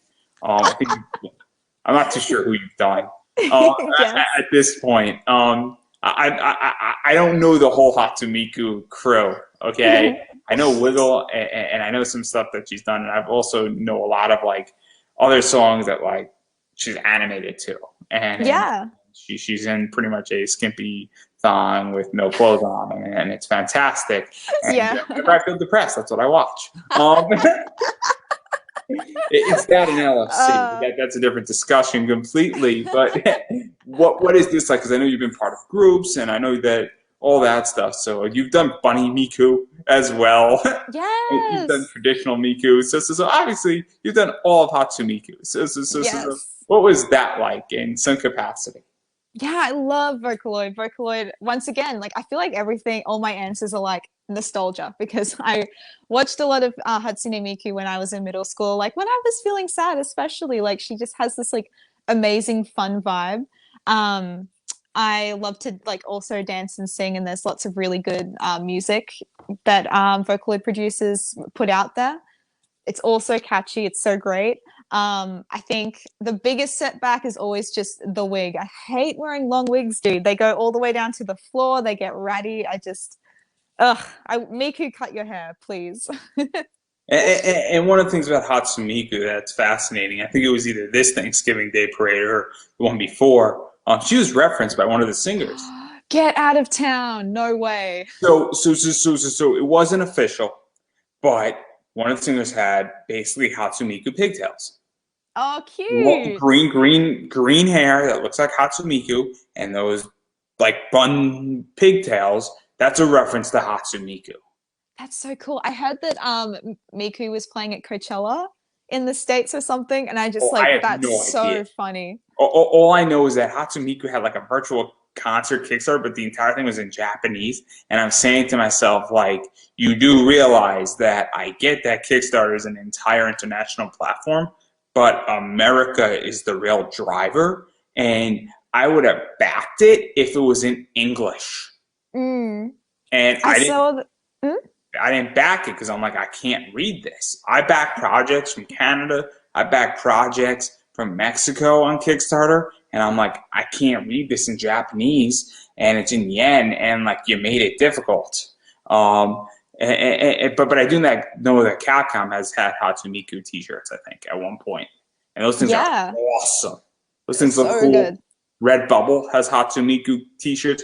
Those things look cool. And then I was supposed to go to a Hatsumiku concert, and It's super fascinating what they've done with Hatsumiku.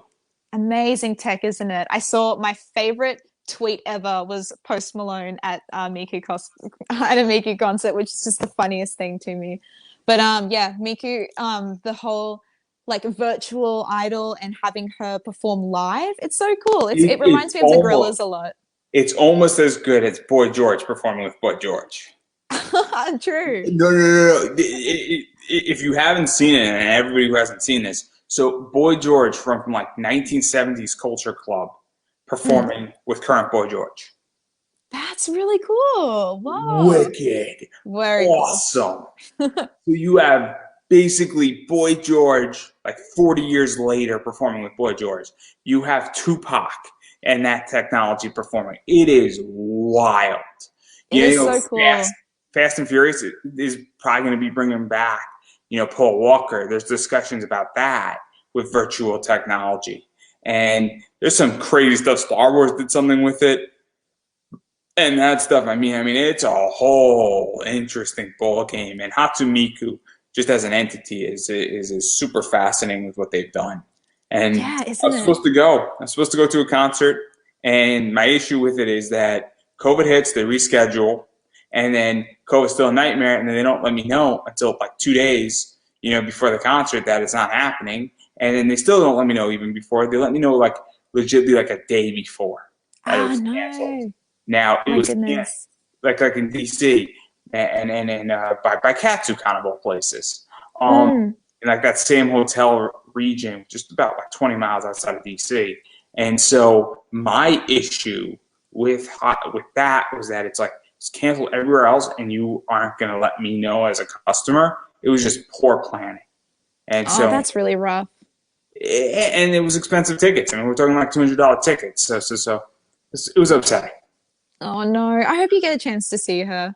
You have to tell me what it's like. One day Miku will come to Australia and I will just have the best time It of my was life. supposed to be a U.S. tour, Man.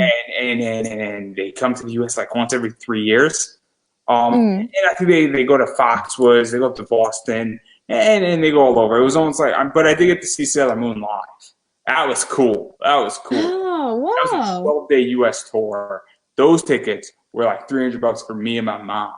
And I'm a heterosexual white straight male going to a Sailor Moon like concert. It was amazing, amazing. If I wasn't with my mom, something else would have happened. And I'm going to leave it at that and then let everybody use their imagination. But that was amazing. That was Oh, cool. that's cool. That's cool, dude. That's so fun. Did your mom love it? Yeah, she was interested in it, and it was great. It was awesome. Talk about like nostalgia. So Yeah. a lot of cool stuff with Hatsumiku and all that stuff. So obviously, and then what is this like being part of a group? Because obviously you're doing Love Idol and Hatsumiku stuff, and even like embracing that culture. Because I don't know what that culture Mm. looks like in Australia. Because I Oh, don't the even know what it culture. looks like in the U.S. either. I So don't hang out with those people. Those people don't want to hang out with me. I hang the out with idol Batman culture is people. amazing. We have a beautiful community in Australia, and you guys have an amazing one in the States. I would totally recommend you check out Peachy Parade in the States.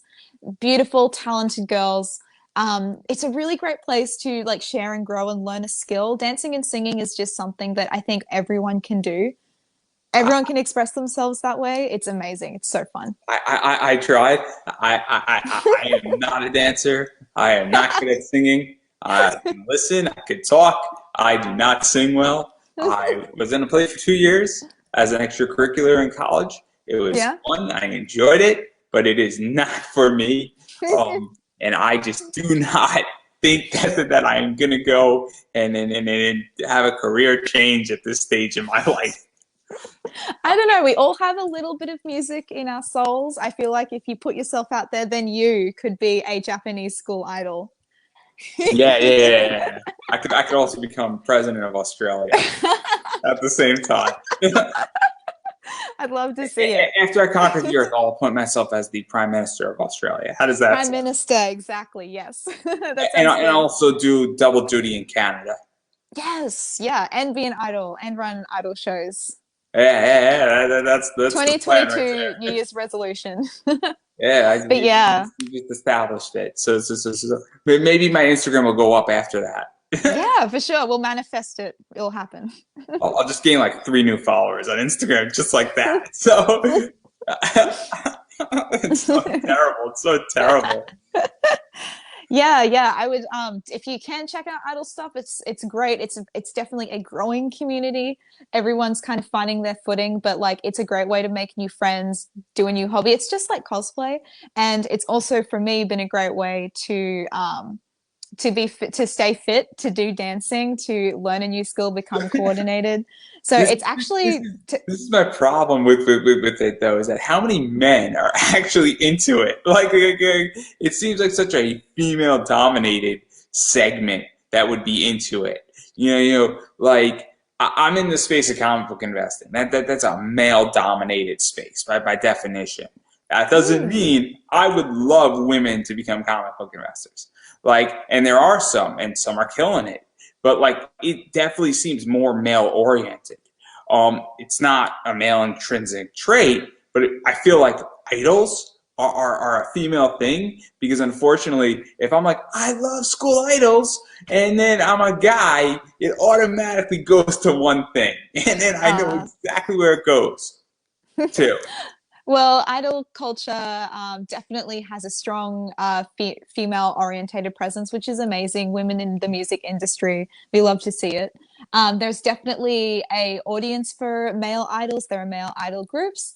There are also performers who non-binary, all the different genders in between. It's expanding and it's getting there. And I would say our audience is probably 50-50 male, female, non-binary people. I'm just It's a pretty saying. even spread for I'm us. just saying, and maybe I'm ignorant, and I'll take the ignorance here. It just seems like there's going to be judgment Yeah. for males in this space. It just seems that way. Yeah. And especially in the States, and also right now, there's just a lot of pressure in this Yeah. space with men and with certain things in the United States. And so Interesting. I feel, and there's a whole cultural thing going on where men are very much on defensive positions right now for a lot of Hmm. reasons. So it's like there's reasons why I avoid the idol space because it's just it's almost inviting a problem into my life, I feel. That's really interesting. You know, I can't really speak on men's issues, but I'm really glad that you brought this up. It's a really interesting topic. Um, I think if you come And into a, yeah, yeah, I mean, the way I feel is that not to be wrong completely, but it very much seems because it definitely touches on a younger position. There's the issue of age, and in the United States right now, it's just it's inviting a problem. And given that I have this going on, and given that I have other stuff going on, and I run an eBay business, and I have a job, and I'm investing in the stock market, I'm investing in comic books, to me, it just seems like it's inviting a problem in when things are going right. And so it's just cool, I'll just avoid the problem completely. And that's how it feels in many ways on this topic. And I don't think it's the same in the rest of the world. I don't think yeah. Americans are mature enough to handle this because I think Americans have, a history of certain behaviors that have resulted in certain circumstances. And in America, we learn from our behaviors very quickly. Interesting. That is interesting. I can't really offer a comment Oh, I don't about the expect American scene, but I think if I can take it to like the Australian scene, I think the whole perspective is if you come into a space and you're there because you love the music and you want to support someone and you want to see them grow and do their best, then that's if you know that I what you're there think for is I think in for the Australia music. it's different because I think those stigmas aren't there in Australia. I think a Hmm. stigma is very much and look, American and anime, you know, part of how anime is breaking in America is Goku's in the Thanksgiving Day parade. Okay, Yeah. okay, Yeah. you want to talk about a major stigma break? That took 25 years to Mm. get to that position. That means that Dragon Ball Z is a cultural phenomenon and part of America, much like Superman is. It Yeah. took a long time to break that, and so I think that the anime break in America is now coming, and it's slowly the dam is breaking, and Voltron on Netflix and a variety of other things has helped. I just think this idol stuff is going to be the last thing in America that gets taken care of because it's sort of at the bottom of the barrel. My Hero Academia is going to come first. Yeah, I 100% agree. And like, but this is the thing with engaging with anything that mainstream audiences think is cringe or weird. Like, you're not gonna enjoy yourself if you only do things to please other people. So I'm kind of like, even if people think that my hobbies are weird and strange, as long as I'm not hurting anyone and I know that I'm having a good time, you're never gonna have fun if you try to live to other people's expectations. Oh, I go to things that Yeah. people think are crazy. I go to wrestling and I do indie wrestling. I go, what's this? So I agree. It's just the idea that certain things will be more stigmatized than others, and then people think Yeah. that's it. But this is a whole different conversation beyond cosplay. This is called adult conversation 101. This is how these interviews go because we get into things. So anyway, though, Mm, obviously, I do want to touch upon getting back to cosplay in Australia. Obviously, yeah. you just came, I think, 3, 4 weeks ago. You did Hatsune Miku at a con. Yes, yes, I did. And so, what was that like being at a con and cons opening up? And obviously, Australia's a smaller country than the United States as far as people, Oh, right? as far as people, yes, yeah, correct. And also, you probably have more space than us to some degree, right? Yes, correct. It's If you guys conquered New Zealand, that is. yeah, yeah. Our Are you it's guys going really to invade New Zealand anytime soon? pardon. You're going to go invade New Zealand? Well, we always say kind of like how in the States, like Canada is like America's like cousin. New Oh, no, Zealand no, is no. kind of We like own Australia's Canada. cousin. We're allowing them to pretend that they're their own country because we kicked Britain's ass a few times and they still worship the Queen. We're just pretending. Really, really, really, what we want to do is we want to basically say, hey, Greenland, we'll give Greenland. Everybody in Greenland can move to Canada, and then we'll just take Greenland and we'll make it part of the US. That's really the trade we want to do. You And call it red, we're white, and pretty blue close. land. We're pretty close with Trump doing that trade. Pretty close to it. Interesting. Now, Yeah. I you don't have to know. understand. You have to understand. It's a long-term play. Much like Seward in Alaska, it would have paid off in 50 years. It would have been Yeah. called Greenland's Folly. We had a plan, and 2020 did not go the way it was supposed to go, and then obviously that Greenland deal fell apart. It's unfortunate. It's a bad deal for us. All we had to do was pollute the earth, heat up Greenland, get all those minerals. Oh, it would have been great. I do not. I'm sorry, I'm economically smart because heating up the earth to melt all the snow is the cheapest way how to get all those minerals out. Oh my goodness. It's Where is such this a bad conversation joke, going? too. Oh my Just God, being you're gonna. practical does not mean I should be ostracized here. Oh my gosh. Well, I don't know about that to Auntie Irma, but in terms of For those uh who don't know, that's called comedy, and I'm being facetious and funny for a reason. So before anybody takes me at face value, I do want to make it clear. But in all seriousness, getting back on track here, what is it like to have cons back open and be in a con in that environment? it's so fun. I had a really good time. Supernova did a really good job of making the cons really spacious. There actually wasn't a huge turnout to Gold Coast Supernova. I think people were usually people from other states because we're kind of in smaller cities. Usually people from Melbourne and Sydney will come to Queensland and it really fills up the convention. But because people were like, oh, don't really want to travel if the convention's just going to get cancelled. So, So to even talk about that, because I'm curious, mm, because obviously I take economic approaches to things, and yeah. I know that people are economically hurting in the United States. People don't have money. People have Mm, money. People mm, really don't necessarily want to go out. People don't want to be around 20,000 people breathing down your neck per se. yeah. And also, a lot of people that I speak to in the indie realm are saying, well, I go to cons and I'm making a little bit of money, but I'm making like $400 in profit. And I'm Mm, working 2.5 days and driving, I'm staying in a hotel.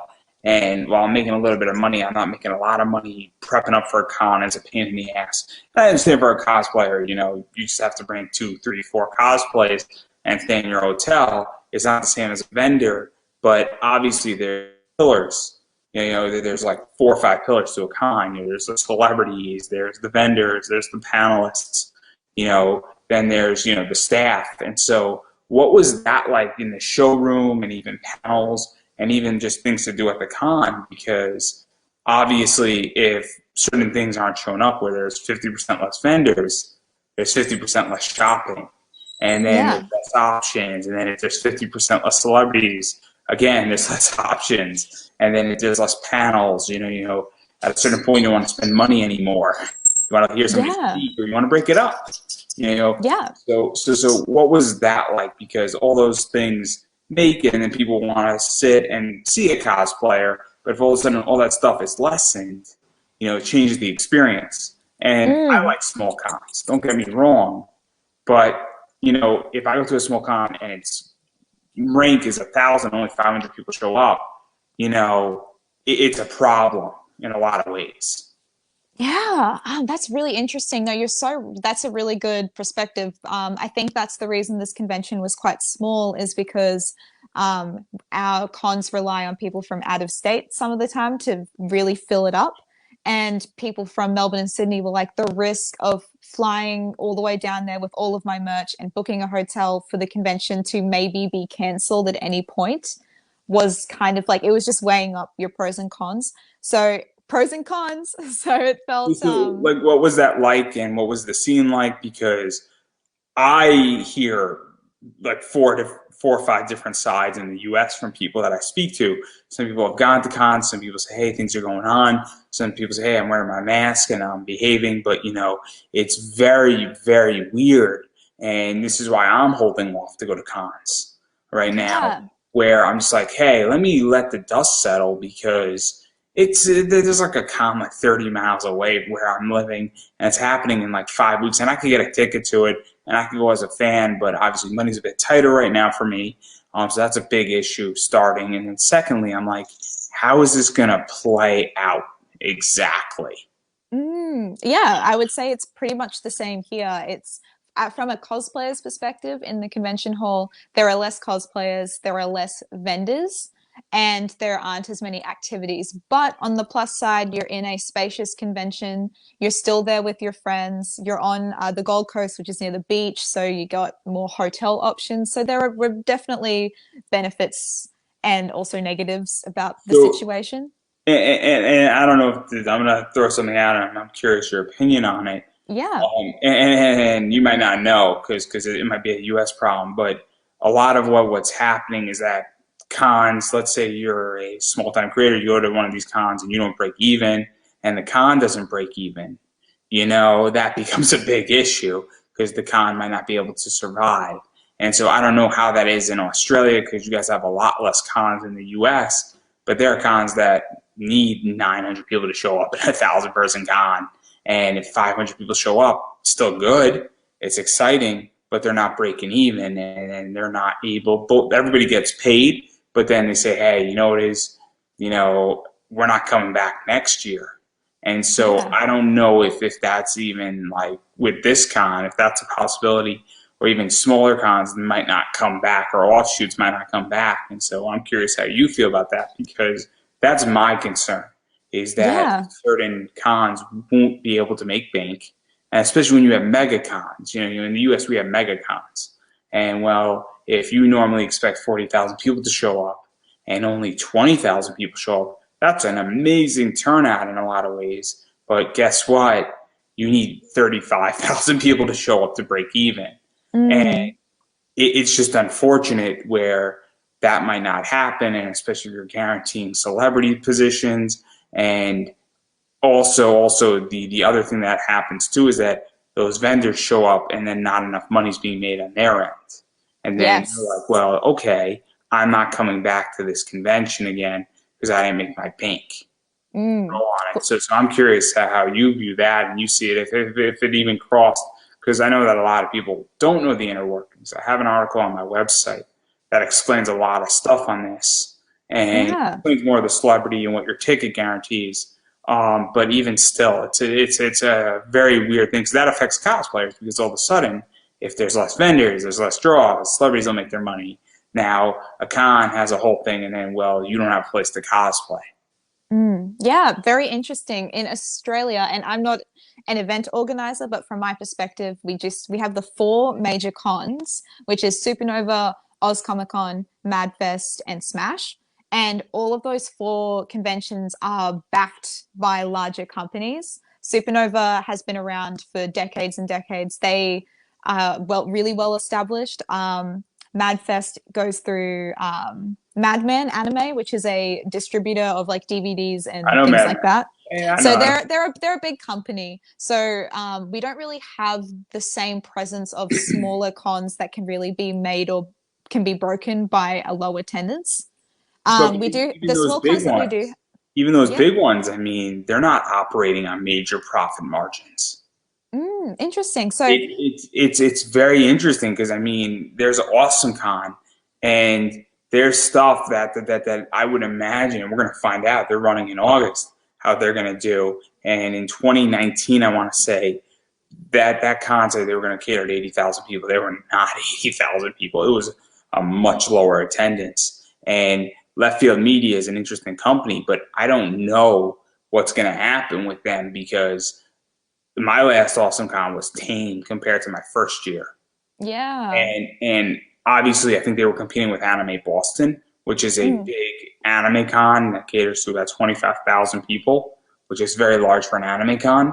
mm. And even still though, it was this crazy circumstance where I'm like, wait a second, like this is tame. Like I felt very tamed out at my last Awesome Con in DC. And I'm like, well, now you guys are coming back and I get people are starving for content. But also it's this idea that in the US, everything is going to be happening. There's going to be like 9 cons happening every single weekend.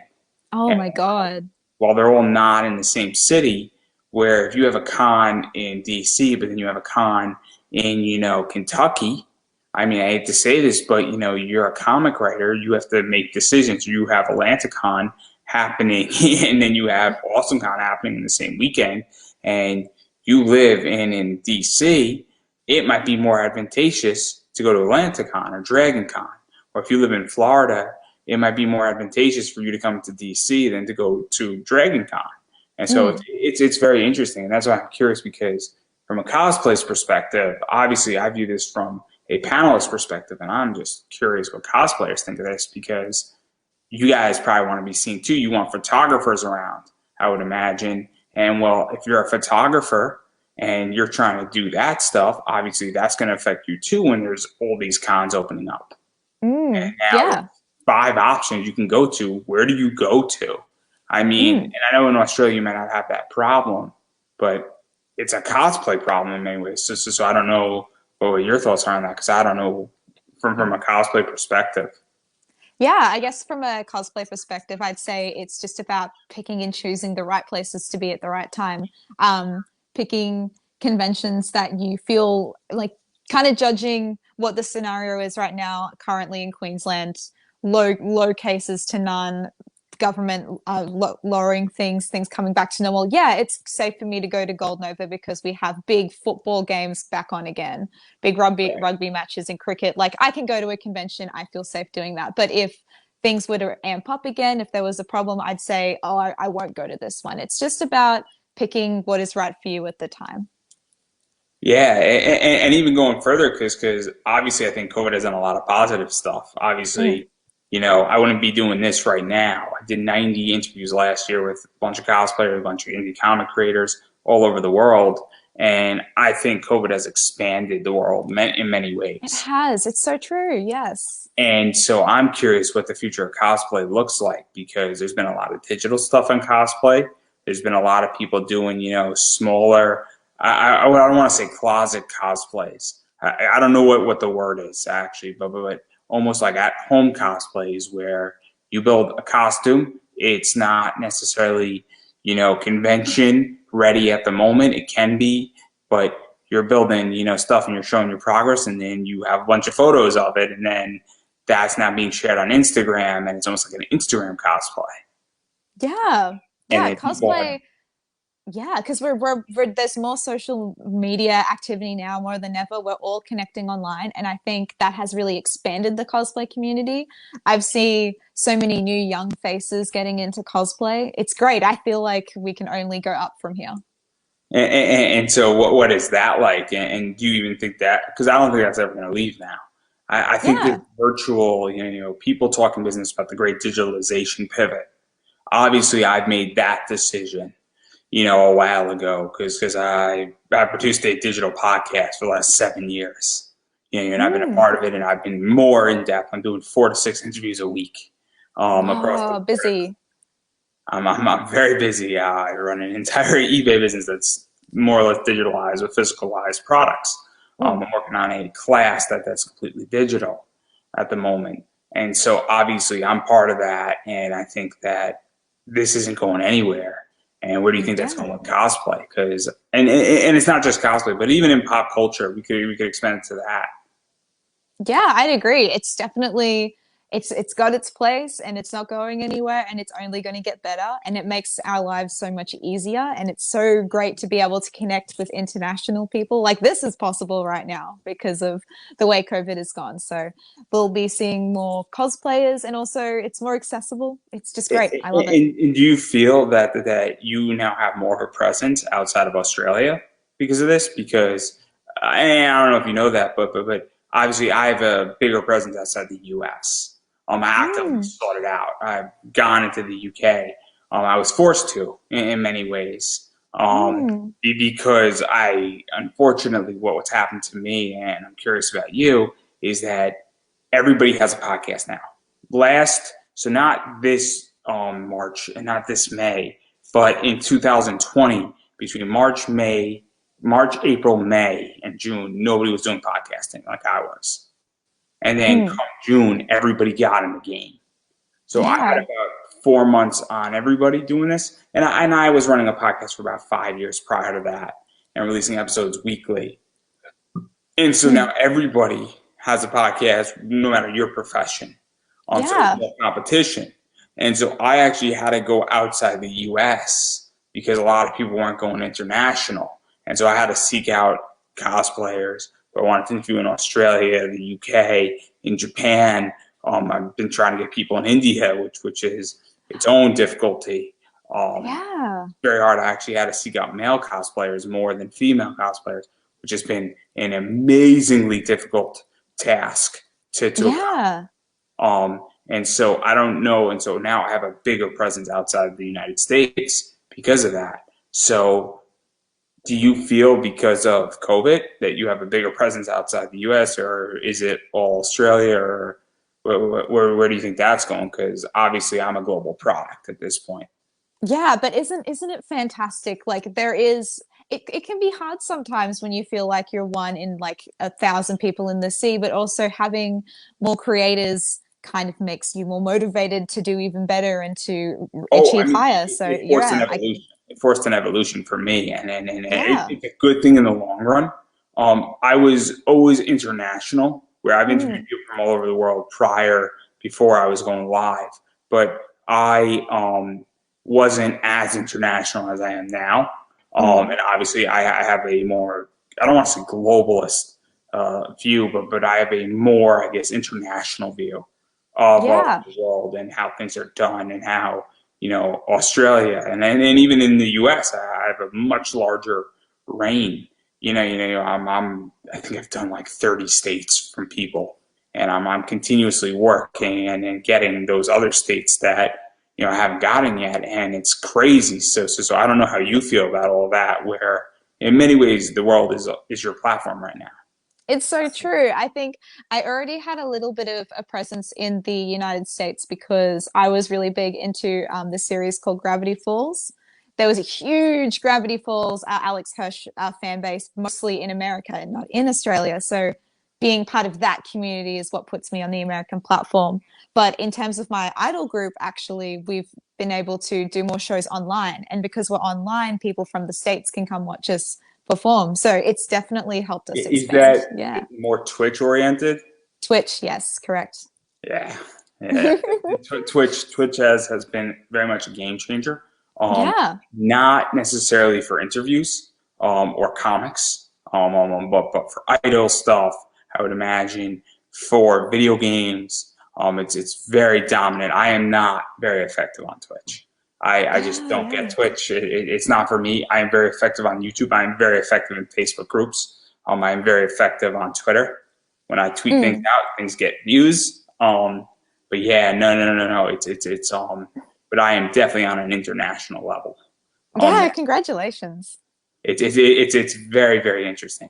Very How cool. that has evolved. So obviously we just dealt with a lot of stuff. Yeah. We ran through a gauntlet of material. Yes, yeah. We should have done this with your girlfriend. I'll call her in next time. We could have a part Way two. We more could have a insightful part than I two. am. Yeah, for sure. She's Whether you're together or not, I mean, we could have three, four people in this room. It's wonderful. yeah, 100%. Should definitely do it. She's way more talented than I am. I cannot sing her praises any higher.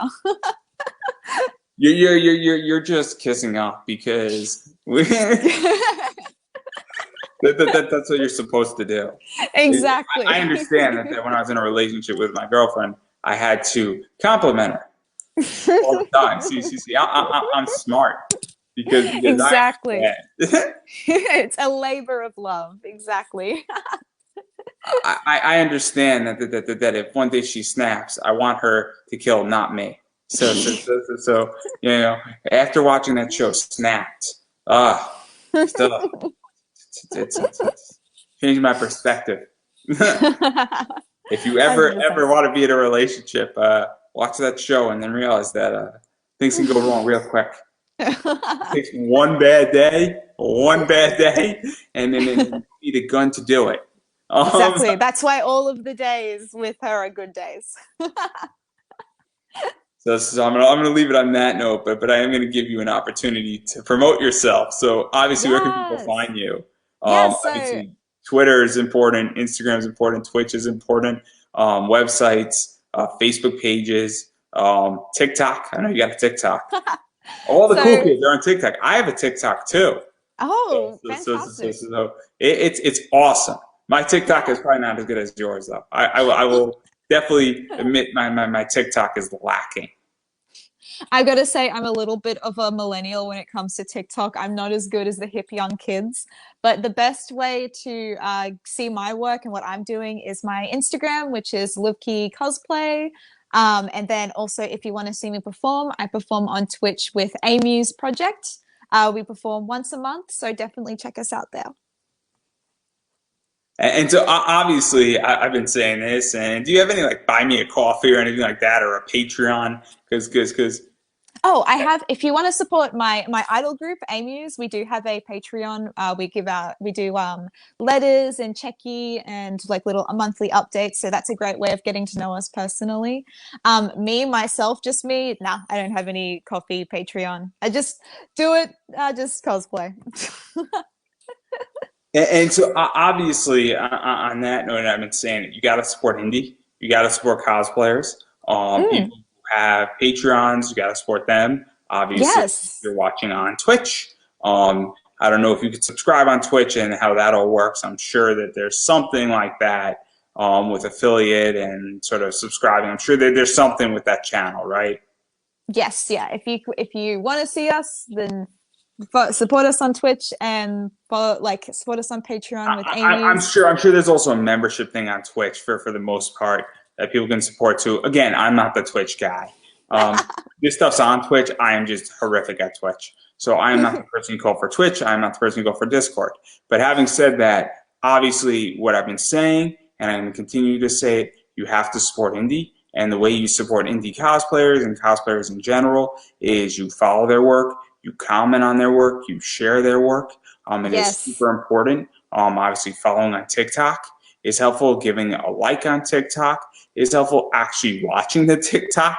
I mean, Yes. it's not hard, everybody. It's not hard.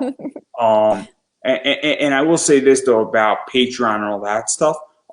Please make sure before you go support a Patreon that you're taking care of yourself first. Take care of your mortgage payment, your rent, your electricity, your water, your shelter, your food. If you got, a loved one, whether that's your husband, wife, boyfriend, girlfriend, partner, if you got kids, take care of your kids. If you have a dog, take care of your dog, your cat, take care of your pets. Make sure, you're good for the next month too, because while we are turning the corner, things are going to get back slowly, Mm. but it's not happening overnight. It's going to take some time for things to come back to normal, and things start up slow. So make sure that you are good, because if you're not and you skip out on your mortgage or your rent, it's going to bite you in the ass. And it's really important to get on top of that. Also, if you have extra money right now, you could go support Patreons if you would like, and that's great, and you should do that. But if you have debt at the same time, you should be tackling that as well, because right now, especially in the U.S. and on how it is in Australia, right now you can pay off your student loans for like 0% interest, which means all of it is going to your principal. Which means that if you have $10,000 in student loan debt and you put $5,000 in payments to that, you're paying $5,000 of principal. So if you have debt, it's a good time to eliminate debt. So keep that in mind. And on that note, I don't have anything else I would like to say. Obviously, please like this video, please share it. But that's a given. Please like the page that this is on. If you're watching on YouTube, subscribe. And on that note, I'm going to give you the final word. My final word is Or statement or message. It's a catch-all term. You don't have to pick one word. Yeah, we're very generous here. my final statement is get into idol culture, text your mom, and stay safe. I couldn't have said it better myself. I like that message for this. So we're gonna have on that note. Thank you so much for having me.